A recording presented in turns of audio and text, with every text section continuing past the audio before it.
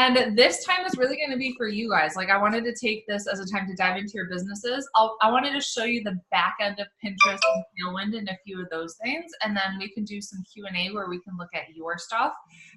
So let me share my screen with you and we can start on Pinterest end. So remember some of the things that we talked about at the conference. Pinterest is a search engine. So everything on here, we're using keywords. And so one of the things that you can do here is start typing in some long tail keywords. Remember? So we talked about luxury homes, Florida, and see what pops up. So that's just an example of a long tail keyword. So I would use that keyword in the pin description, right? And so here are also some other keywords that you could use. The luxury homes, Florida is another one. Do you guys have a search term that you have in mind or something you think your ideal client might be looking for? You mean like moving to Sure. the name of the town? Yeah, that could work. Or if you have a specific niche. So I gave the example of like luxury real estate or equestrian real estate, something like that. Yes. Any ideas, guys? I mean, you could do, I would say beach homes in, gosh, the Emerald Coast or on the Emerald Coast. I don't know how you'd say that, but. So that might even be too specific. So if you look what I'm doing here, what's popping up is what people are actually searching for. And when I typed in E for emerald, nothing popped up. Gotcha. So that means that's not actually searchable. So you could do beach homes in Malibu. Something I like to do is alphabet search. So if I have what I think would be a good search term, I'll start with A, nothing. B, nothing. C, California, Costa Rica. So you can kind of see how that works. So these are the search terms that people are using. Rachel, would you change the in to on and try it that way? I'm just curious. That could work. No. Oh, wow. Okay. Budget. Interesting. Yeah. So that's kind of how I would do the alphabet search to see what's actually popping up. Okay. Other ideas? How about suburbs? Philadelphia suburbs. Best neighborhoods in Philadelphia suburbs. Something. In Rome. In Paris. In Rome. Everybody wants to know that. Yeah, best neighborhoods in Philadelphia. That works.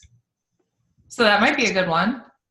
How about like best places to retire in Virginia? Because if you're going after the 55 and over niche, I don't know if that's something that somebody would search. Not in Virginia, but they're looking in the US. Okay. So you could do best places, that could be a blog post, best places to retire in the US, and then you could talk about Virginia. Oh, that's awesome. Yeah. One more.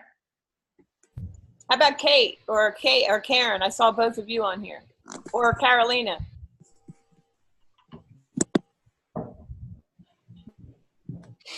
Or Jennifer or Tasha. Hello, Don't ladies. be shy. Like this, I Give want it a this to try. be interactive for sure. Oh, Karen said first-time home buyers.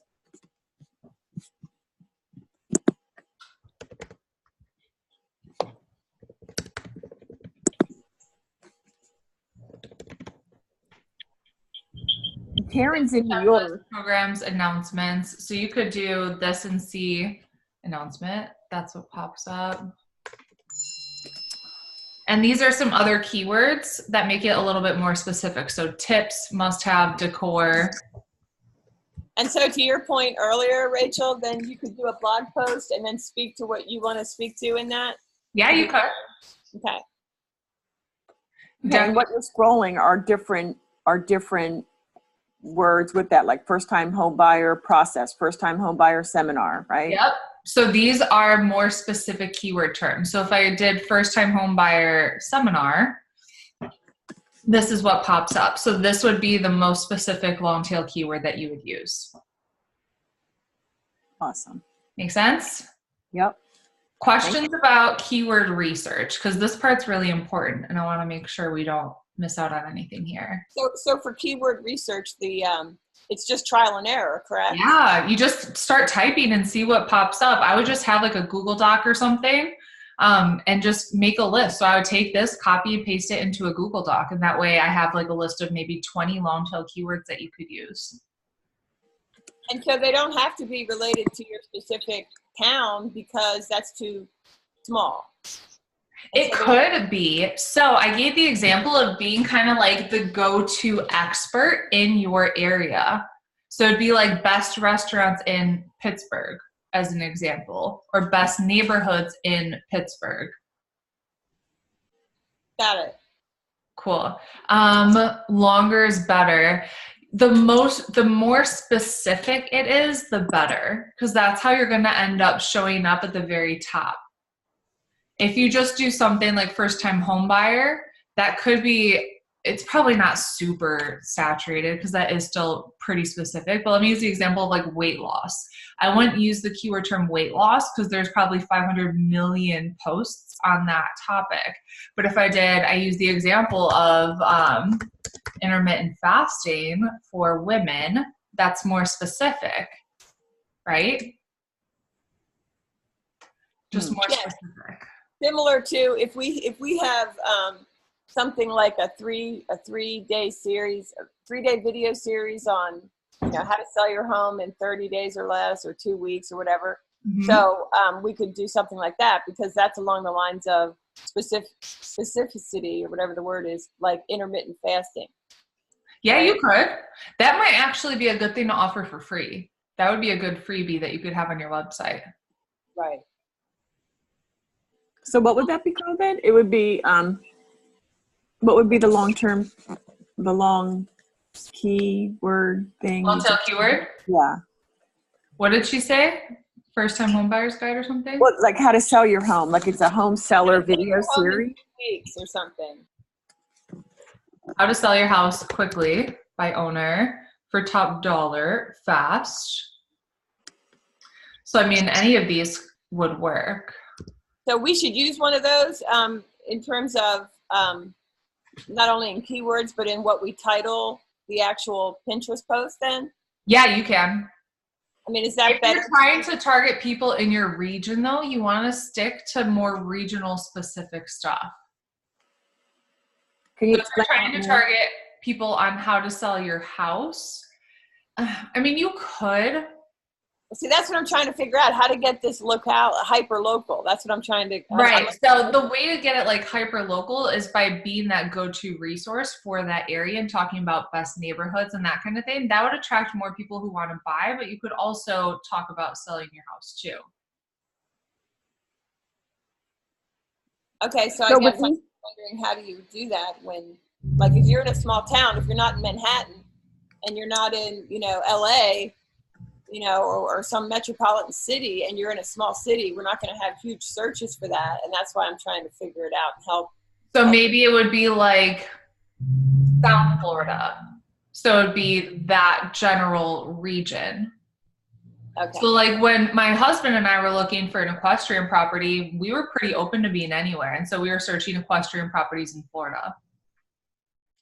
And then that's when we had a list, like we ended up narrowing it down to 5 properties kind of all over the state. And we were just open to being anywhere. Okay. And so, and Natasha asked the question that I was related to about boards. So would you have a board for home sellers, a board for home buyers, and a board for restaurants and shopping? I would, yeah, for all of them. So I would be kind of that go-to resource for that area. Okay. So best restaurants, best like things to do in this area. Kid activities if you want to target families with kids. Okay. And so Tasha's asking, you're putting this long-term keyword not only, well, it wouldn't quite be the long-term keyword as the title of the board, I don't think, but. Yeah, you do. You do. Oh, so here's an example of, this is one of my pins. So I put it here in the pin description. So when you upload a pin, you want to put that long tail keyword in that pin description itself. So that's the most important place to put it. But also, I'll show you what my profile looks like. So these board titles are also long tail keywords. And so these are all boards that are supporting my ideal client. So obviously I'm not doing real estate, I'm teaching social entrepreneurship, social media, Pinterest. So I have like female entrepreneur tips or social entrepreneurship ideas. These are all boards that are going to add value to my ideal client, and they are all searchable. So if I search, for example, intermittent fasting for women, you can search by pins, but you can also search by people and boards. And so if I search by boards, you're going to see all the boards that are titled intermittent fasting for women. Wow. And so let me ask you a question on that, Rachel. And then I don't want to keep interrupting with questions. I'm sure you're going to handle a lot of this. But my question is, when someone is Googling instead of using Pinterest as a search engine, if they're Googling, many times a Pinterest actually comes up. Yep. So that's the benefit, because Pinterest actually gets found when people Google, correct? Yep. Isn't that cool? Okay, I just want to make sure. Yeah. No, I mean, that's a huge benefit. It's really cool. So when you search intermittent fasting for women on Google, you see my pins and some of my clients' pins. Awesome. Yeah. Okay, so what I would do to get started is create 10 to 15 boards. So do some keyword research today and find 10 to 15 long tail keywords that you can use that would be adding value to your ideal client, and make those board titles. You can also make those into blog posts as well. Wait, what do you mean by that? You mean just blog posts on the title? Blog posts on that topic. Okay, and so there'd be so obviously the blog title would not be the board. It wouldn't title. be that exact long tail keyword, no. So I created this board, social entrepreneurship ideas, after I did a few podcast episodes where I was interviewing people on social entrepreneurship. And so this one is how to build a purpose-driven business. So that was the title of that podcast episode, that blog post, but it was most relevant to this long tail keyword. Okay. So anytime you upload a pin, you want to pin it to the board that's the most relevant, because Pinterest is grabbing that data from the board itself. So they're looking at the keyword title in the board and in the board description. And that's what's helping them make a decision on what's going to be seen in the logarithm. Okay. This is a kind of crazy question, but no crazy question. In your experience, have you, is there a real estate agent somewhere in the US that's really tearing it up that we can kind of look to? Because it's helpful to have examples or samples to. So I gave you guys a few examples of people that were doing an okay job. They weren't doing everything that I'm teaching. They were just doing okay. So I gave the example of, so you could look and see. So I did Wellington, Florida real estate. This person was doing an okay job. So here you can do this where you have your long tail keyword in the, what do you call it? The name.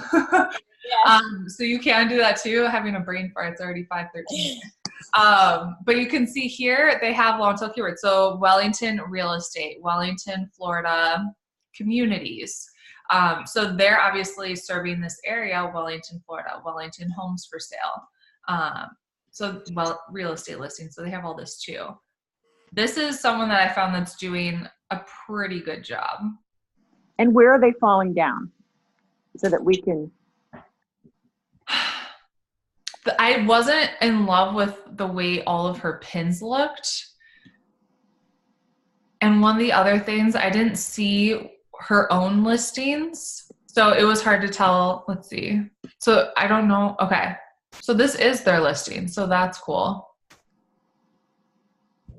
I do like what they're doing. So you can see the homes for sale, how they have different images of that home, and they're making it into the Pinterest image that's the right size. Okay. So it's not just like a little square image of the home. This is waterfront home for sale, and you can see 2 pictures of it. This is a pool home for sale.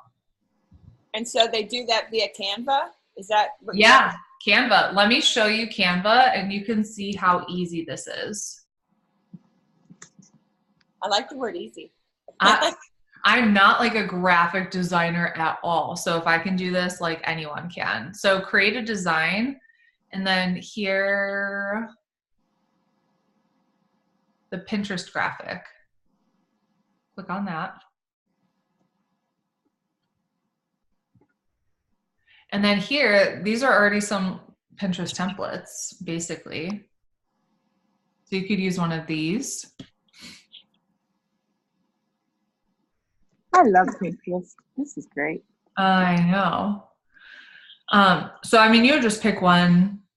I would test a bunch though. So this is something that I teach, is that test several different image types. And so maybe I'll try something like this, and I'll just change the font to what I want it to say. So home for sale. If I want to change the font so it's on brand here, and if you have Canva for work, you can actually save your brand fonts, which is really cool. So it's all right up there.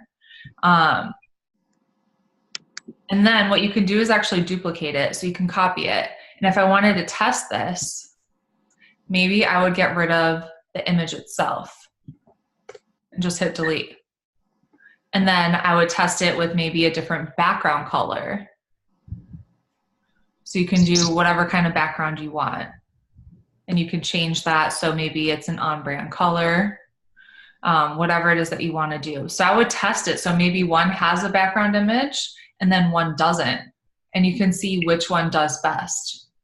And when you say test it, do you mean you keep both up and just see it on a weekly basis, monthly basis, or how are you testing it? I would look at your analytics every week just so you can look and see what pins are actually taking off.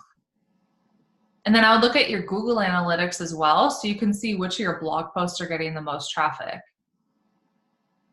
So weekly we do that, and then if something is taking off and the other one that you were testing against or what have you doesn't take off, then you delete that. No, I never delete pins, but I would use that to say, this worked really well. Should I use this template and create my other blog post using that same template? So let me show you. If you look at my pins, I'll actually show you what my profile looks like so you can see. Let's look at my boards. So you can see here, I actually tested a bunch of different ones. So some like this style with the red background, some with the red background, the khaki stripe, some with like an overlay image, some with a white background. The one that I found worked the best was the khaki background with the red stripe. And so what I did was I just started using that template and creating all of my blog posts using that same format. Wow. You see how that works? Yeah, and that makes it so consistent and much easier to maintain. So easy, because then when you have one that actually works, let's say you have one that you love. Let me see if I can actually show you what my Canva looks like. So if I have one that I really want to do, so we use, let's say this one, I would just open this. Every time I would do a new blog post, I would literally just hit this button to copy it and then change the headline, and that's it. That's awesome. So in the beginning, it might be a little bit more work to get it set up and to test and like look at all this stuff. But then once you do, it's easy. Okay, and so do I understand then, hon, that once you have the winning cover or whatever this thing's called, the pin cover or whatever, that you literally wouldn't mess around. You would just consistently then have them this one way. So variety is not the key. It's whatever works. Yeah, so you can change the headline on this too. So if I found that this is the pin that works really well, I'll use that same style and I might change the headline. So this one is 8 essential business lessons every entrepreneur must learn. maybe I'll just change that so it says something else, but it's similar. Have you guys used the Advanced Marketing Institute? No, what is that? Oh, this is going to change your life. Okay. aminstitute.com. And this is the Headline Analyzer, and it's going to analyze the emotional marketing value of a headline, aka what's going to get people to actually click through. And so in here is when I would test. So let's say I want to do a blog post on how to use keywords on Pinterest. I'll just type that in, select a category, business, submit for analysis. Anything over 30 is good. So this one's actually really good, 66.67%. So I would maybe copy and paste this and put it somewhere, and that would be a headline I would use on one of my pins. And then I would go back and try something else. So maybe we do a real estate one. Can we do let's see. What do you want me to search? I mean, like how to sell your home. In like easy ways to stage your home for a quick sale. Okay, let's try that.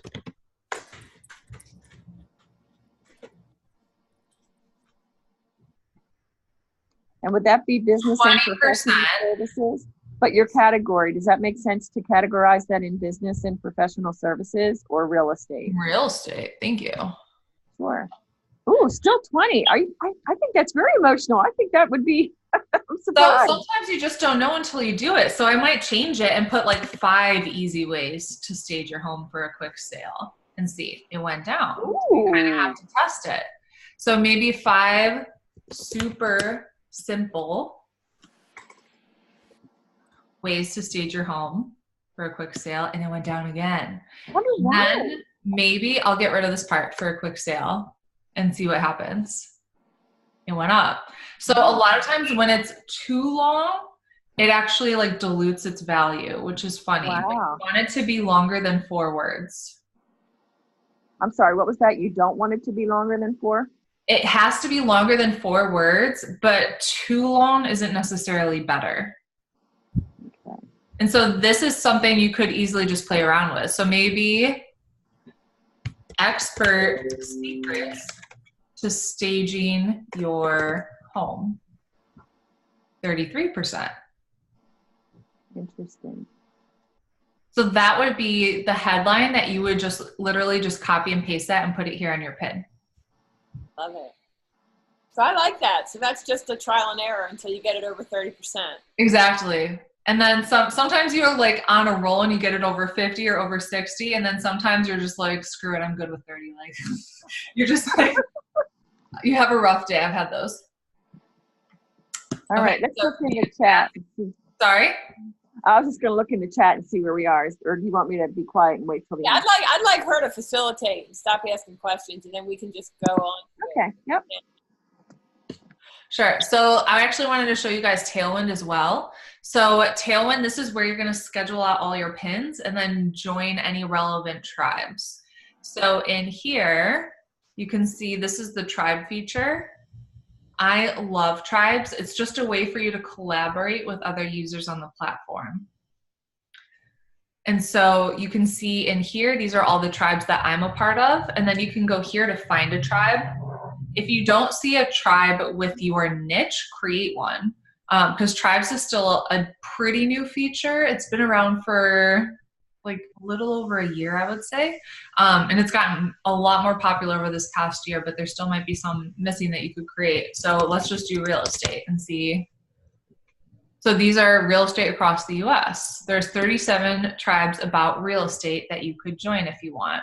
If you wanted to search for your area, you could do that too. So you could search like New York or something like that. So when I'm looking at these tribes, I'm looking to see how active it is. So I wouldn't want to join a tribe that's not super active like these. Like this one, I would not join. This one, I might. This one, I might too. You could have a good one with a mix of like one maybe that you join with 36 members, one that has 108, one that has 192. So you have like a good mix of different tribes with different amounts of people. I wouldn't join one that has 1 member or just 14 though. Yeah. I mean, I'm sure there's some that have several hundred, right? Probably, yeah. I'm sure some of the ones that I'm in do. So then you just click join now. And every time you upload a pin, you can share it to your tribe. And you can share it to all the tribes that you're a part of. And so this is how you can get in front of a ton of people. So let me actually just show you. Is there a way to tell how long those tribes have been up and running so that you can tell maybe they're brand new and that's why their numbers are so low? Maybe you could see the overview and you can see the tribe overview, how many shares, and you can see my results. So this is the tribe that I created several months ago. With this one tribe, I've reached 1.2 million people. Wow. So I would just keep an eye on your stats as like you're in them, because after you're in 5, Tailwind will ask you to pay for it. So I would just keep an eye, if you're on a budget, stick with those 5, and then you can see what's working. You leave the ones that aren't after a few weeks. And it has a really good referral program. So up here, you can share it with somebody. And every time you share it, you get $15 credit on your account. So we have unlimited tribes and we have it for free basically just because of the referral program, which is really cool. So here's where you can see all your tribes, and they have a 1-to-1 ratio. So for every pin that you share in a tribe, you have to share somebody else's pin as well. So I would just go in here and I would just type this, the most relevant board, I guess. Mindset for entrepreneurs. I might have that one. Female entrepreneur tips would be the most relevant. And then all I do is hit add to queue. And then it'll be added to your queue. It's added to my queue. So I'm sharing this. This is someone else's pin from this tribe that I'm sharing. Okay, and so when you say collaboration, then the actual job of Tailwind is to help each other get our pins out. Yep. Okay. So yeah, exactly. That's exactly the purpose of it. So here, same thing. I would pick the most relevant. So maybe blogging tips, add to queue. If I wanted to share one of my pins to a tribe, you can upload it to the tribe directly, or you can come here and you have the Tailwind extension. So I have the Tailwind Google Chrome extension. And so I would literally just highlight, go over this and click that Tailwind button. And then here. And once you join a tribe, you'll always have that little tribey thing on your pins. Once you download the Tailwind extension, you will. So Tailwind extension for Chrome or Safari or whatever browser you're using. So here, this part, you might want to mute yourself. Okay. Here is where I literally would click on the pin, and this is where I can share it out to any group boards that I'm a part of. And then here's where I can add it to tribes. So I would literally just click on any of the relevant tribes. I'm in like a ton, so I'm not going to do all of them. I would just click on them and then click add to 4 tribes. And then from here, I would add to queue.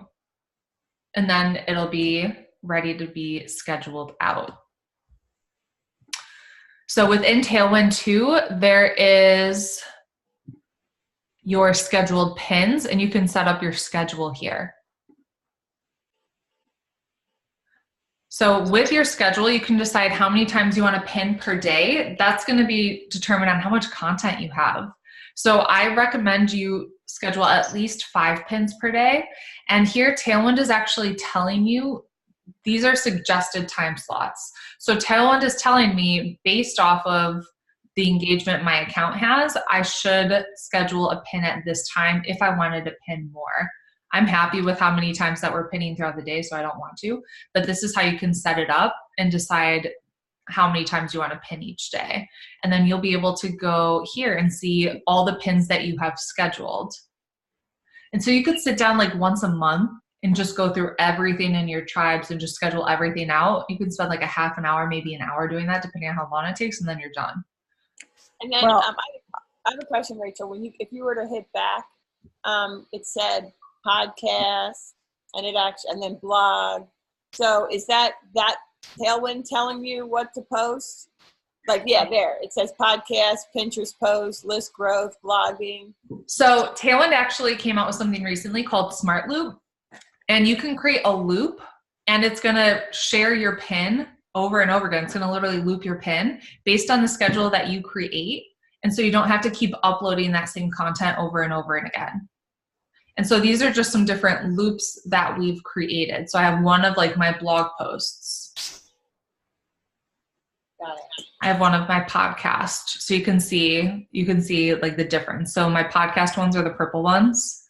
But I don't understand how you do that. I mean, I don't know about the rest, but I'm sitting here overwhelmed. I mean, where do you even begin? I mean, did you come up with this schedule? And I don't know. I'm just, wow, it's just overwhelming. In the beginning, literally don't even worry about smart loops. I would maybe create one and just have it be of your blog posts. And then all you need to do is set a schedule of 5 pins per day.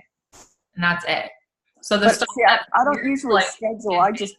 I don't usually schedule. I just post it. So I don't even know what you mean by scheduling. Like, so with Tailwind, with this schedule, Tailwind is going to pin these for me at the time that I determine.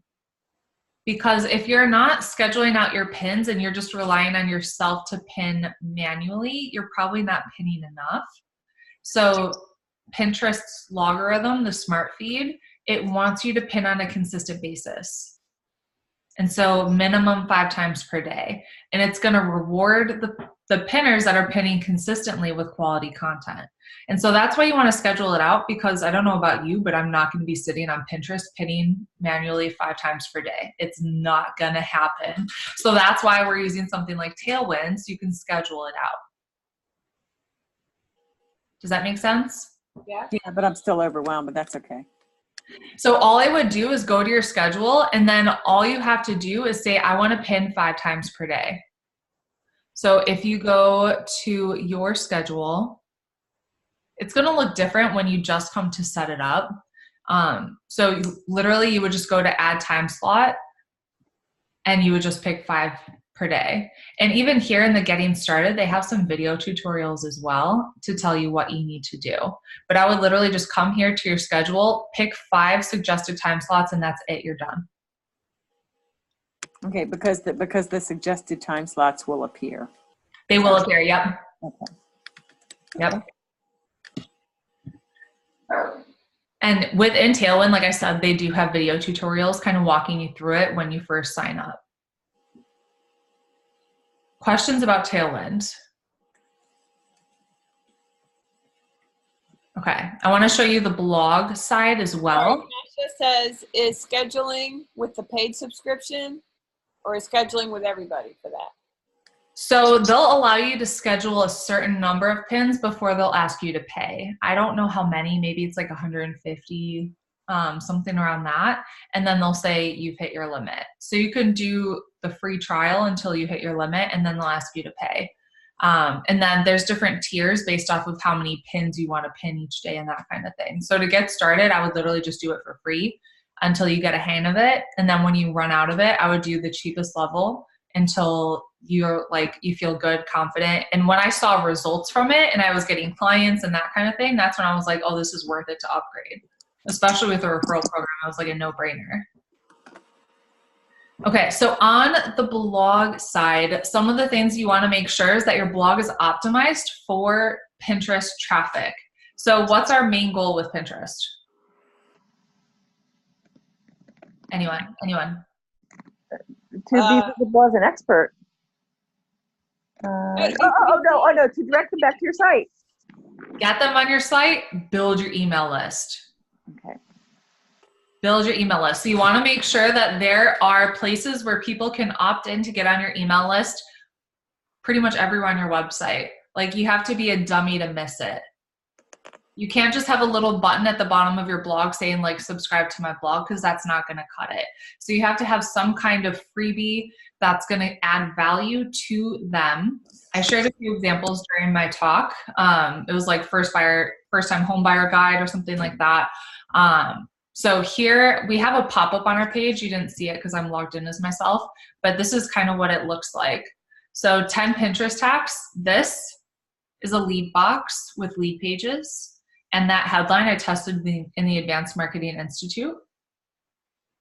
And we have just a little image here and an I want it there. So it's super simple. So we have that pop up. You'll see it's in the header. We call this above the fold. So above the fold means they don't have to actually scroll down to find it. So it's kind of like right there, and like you're gonna see it when you land here. And you can see my, like, the homepage isn't so important. The most important part is your blog post page, because most times people from Pinterest are landing on your specific blog post. So let me show you my blogs.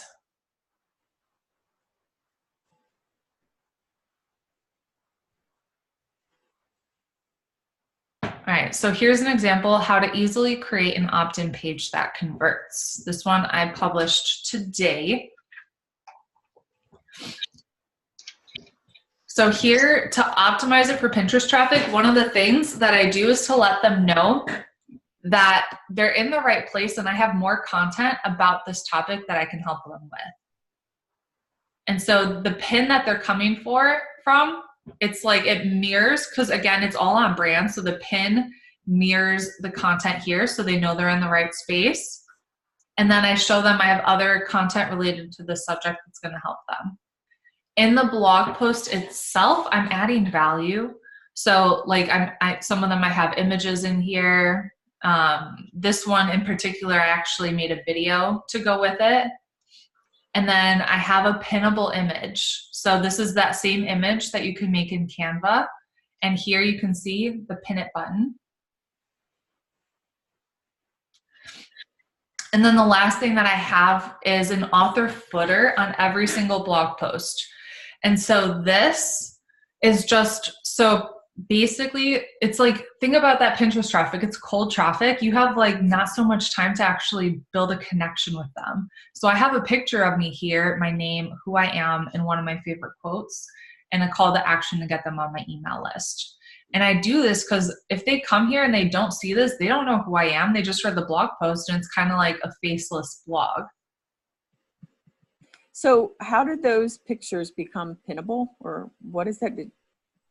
So you can use a few different plugins. This one right here is Social Warfare. So if I click on this button right here for Social Warfare, it's actually going to pick within the back end. Do you guys want me to show you the back end of WordPress to show you what this looks like? Yes? Okay. So within Social Warfare, you can create your own Pinterest description with those Longtail keywords that we talked about. So when someone comes to your website and they want to pin it, you can select the image and the Longtail keyword, basically this whole description. And so when they pin it, it has that already created. So Social Warfare is one of the plugins that does that. Tasty Pins is another. There's a few for WordPress. I've been using Social Warfare for like 2 years and it's been great. So on the back end here, we have the theme Divi Builder, so that's why this looks like this. It's really easy if you do your own website. It's like drag and drop. And this is what Social Warfare looks like. So here, this is the image that you can have. So when you share it to like Facebook or Twitter or anything like that, this image will auto-populate. And I created that again in Canva. And so here is where you can upload the Pinterest image that you created in Canva with that Pinterest description. But is that whole thing the long something keyword? Yes. So the Pinterest description, you want to use that Longtail keyword, but you want it to be conversational. And so you can see here, my Longtail keyword was how to create an opt-in freebie that converts. And another one, I actually used a few in this one, is build an email list. So the Pinterest description, you can see it's conversational because I'm asking, want to learn how to create an opt-in freebie that converts.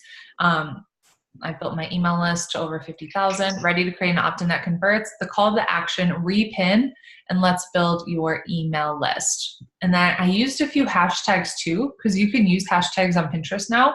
They're going to show up in chronological order, meaning your pins can show up sooner when you use hashtags.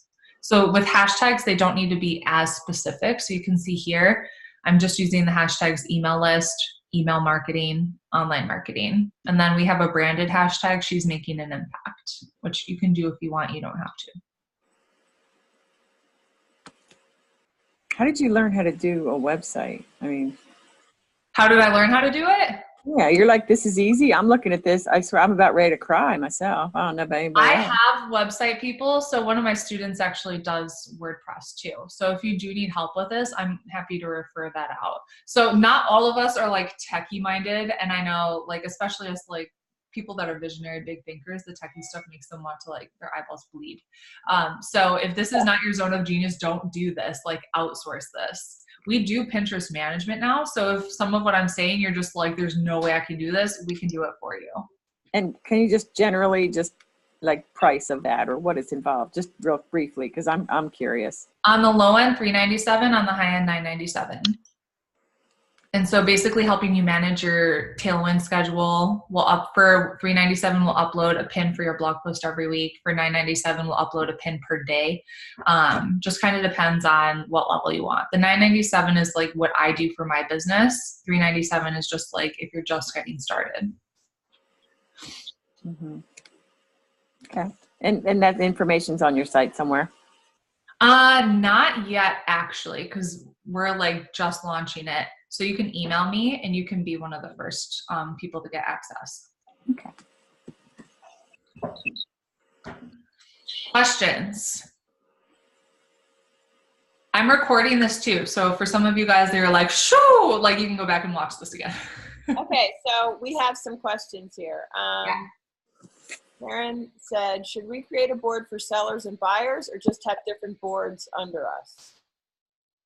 Like, I guess she's saying, should we create a separate board for sellers and then one for buyers? Is that what you're saying, Karen? I don't know. You could do one for both. So one is like you're trying to help someone sell their home. So different boards based on that and different boards based on people that want to buy a home. So I guess when you say different boards, I think maybe what Karen's wondering, and I know I am, is there ever a problem having too many boards? Because I wouldn't want to have 50 boards with one thing in each board, correct? No, I wouldn't do more than 20. You don't want to have like more than you can realistically maintain. So 20 would be like the tops. So 20 boards is max. And then what's your ideal, or does it matter how many are within each board? How many pins per board? I would do 20 pins per board.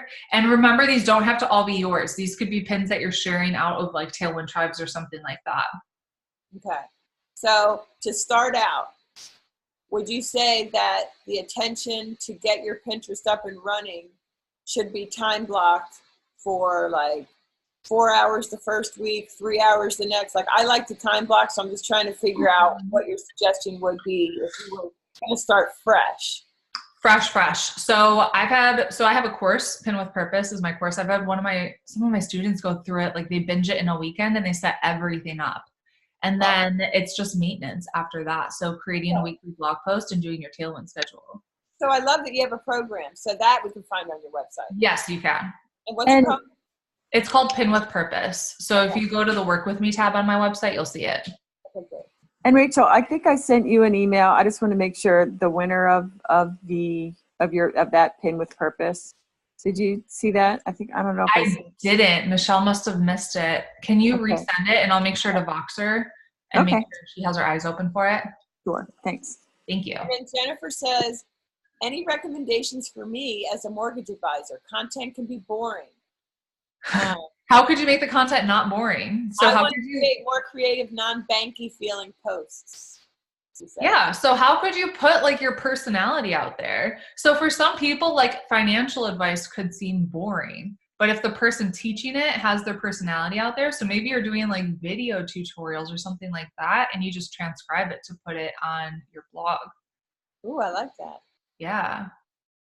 I like video tutorials, Jennifer. Yeah, you say you love videos. If videos are your thing, do that. And then do like a transcription of it below the video. And that way you're putting your own spin on the topic. So it's not boring and not from like some old mortgage broker guy or something. She says, do you need to ask newsletter subscribers if they agree to receiving email alerts from you? So that, depending on like GDPR regulations and all of that stuff for the European Union. That's kind of me opening a whole can of worms because I'm not a lawyer. So I would contact a lawyer based on that. Sam Vanderwielen is the girl that I've used and go with. So I would check her out. She has a Facebook group. I think it's Fearlessly Legal. Okay, awesome. And then